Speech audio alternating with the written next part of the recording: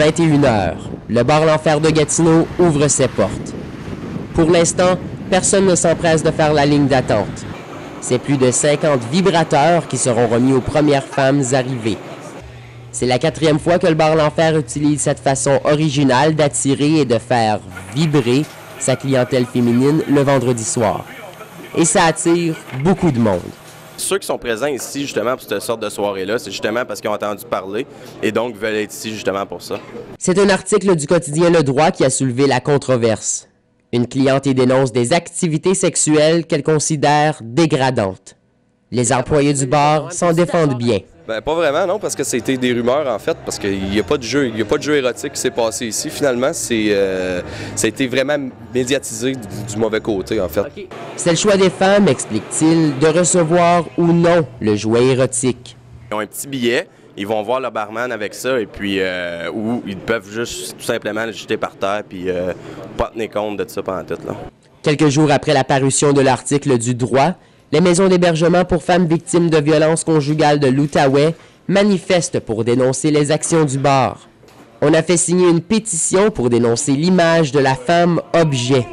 Comme citoyens et citoyennes, on a le droit de se prononcer contre des pratiques qu'on trouve aberrantes et qu'on trouve irrespectueuses. On vit dans une municipalité, dans une communauté, et on se fait passer ça sous le nez.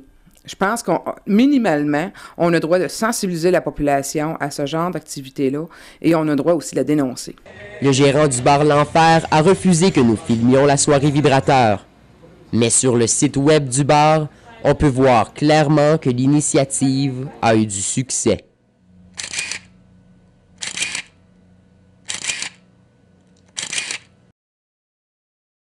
Ce genre de pratique-là, je pense qu'il faut que vous compreniez qu'on n'en veut pas.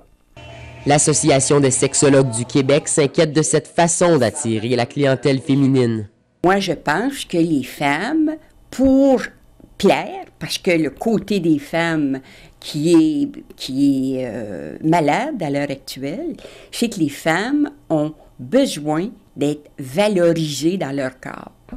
Les adultes, parents, devraient se mobiliser, aller chercher des spécialistes, aller chercher l'information qu'il faut, rencontrer parents et jeunes ensemble, les faire se parler, les amener à comprendre qu'ils sont en train de s'autodétruire.